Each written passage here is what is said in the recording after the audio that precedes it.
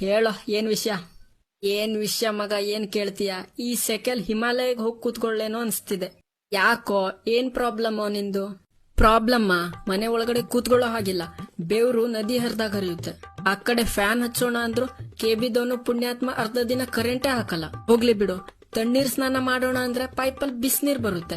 At least ಹೊರಗಡೆ ಒಂದು ಶುದ್ಧ ಗಾಳಿ ಸೇವಿಸೋಣ ಅಂದ್ರು ಡಬ್ಬ ನನ್ ಮಕ್ಳು ಎಲ್ಲ ಮರ ಗಿಡ ಕಡ್ದು ದೊಡ್ಡ ದೊಡ್ಡ ಬಿಲ್ಡಿಂಗ್ ಮಾಡಿಟ್ಟಿದ್ದಾರೆ. ಶುದ್ಧ ಗಾಳಿ ಸಾಯ್ಲಿ ಗಾಳಿನೇ ಬರ್ತಿಲ್ಲ. ಆಡೋಣ ಅಂತ ಹೋದ್ರೆ 10 ನಿಮಿಷ ಈ ಬಿಸಿಲಲ್ಲಿ ಆಡಿದ್ರೆ ಬಾಡಿ ಕಲರೇ ಚೇಂಜ್ ಆಗೋಗುತ್ತೆ. ಐಸ್ ಕ್ರೀಮ್ ತಕೊಂಡು ಐಸ್ ಕ್ರೀಮ್ ಪ್ಯಾಕೆಟ್ ಓಪನ್ ಮಾಡಿದ್ರೆ ಒಳಗಡೆ ಜ್ಯೂಸ್ ಹಾಕೊಂಡಿರುತ್ತೆ. ಕೊನೆಗೆ ಪಬ್ಜಿ ಫ್ರೀ ಫೈರ್ ಆದ್ರೂ ಆಡೋಣ ಅಂದ್ರೆ ಗೇಮ್ ಆನ್ ಮಾಡಿದ್ರೆ ಸಾಕು, ಈ ಬಿಸಿಲಲ್ಲಿ ಫುಲ್ ಹೀಟಾಗಿ ಕೆಂಡಾಗೋಗುತ್ತೆ. ಆಟ ಆಡೋಕು ಮನ್ಸ್ ಬರಲ್ಲ, ಬರೀ ಲ್ಯಾಗ್. ಏನ್ ಹೇಳಿ ಮಗ ಈ ಪ್ರಾಬ್ಲಮ್ಗೆ?